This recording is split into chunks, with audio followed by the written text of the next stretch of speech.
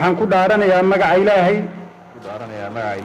inaan xilkayga u gudanayo si daacad ah oo ay danta dalka dadka iyo diinta ku jirto dhowrana dastuurka qaranka iyo shuruucda kale ee dalka u yaala wabillahi tawfiiq.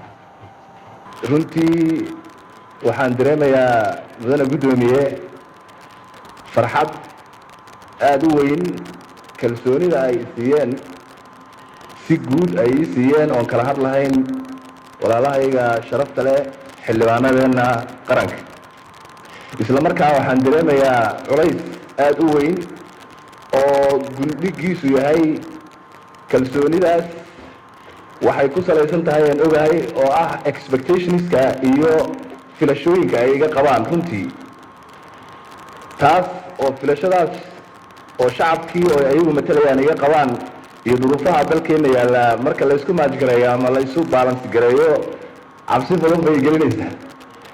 laakiin waxaan ku kalsoonahay sida aad codka ii nagsiiseen inaad ii garab istaagi doontaan waxaana hubaa haddaad ii garab istaagtaan in caqabad kastoo jirta aan si wada jira uga gudbi doono haddii ilaahay idhaahdo. kaftan yar haddaan ku daranaa waxaan codsanayaa markaan xukuumadda soo dhisana sidan oo kale in la ilaahay idinkiis waxaan idin ballan qaadayaa sidii aan khudbadaydii horeba ku sheegay ama kelmadaydii hore khudbad ma aha kelmadaydii hore aan ku sheegay in aan soo dhisi doono xukuumad ilaahay idankiis tayo leh oo gabdho iyo wiilal badan oo halkanina ay ku jiraan. waxaan runtii idinka mahad celinayaa oo aad ku mahadsan tihiin dadaalkii dheeraa ee la soo galay iyo sidii runtii naftii hurinimada ahayd aan kusoo shaqaynaynay muddooyinkii ugu dambeeyey.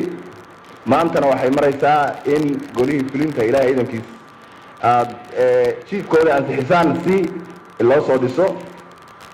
war badan iguma jiro hadda xukuumadda barnaamijkeeda ayuu ku imaan doonaa warka badan iyo khudbadda badan haddii ilaaha yidhaahdo. laakiin hadda waxaan rabaa mar labaad iyo mar saddexaadba inaan idin mahad celiyo. waxaan idinka filayaa duco iyo garab istaag iyo saaxiibtinimo dhow oo aan ku wada shaqayno dhammaantiin. aad iyo aad baad mahadsantihiin.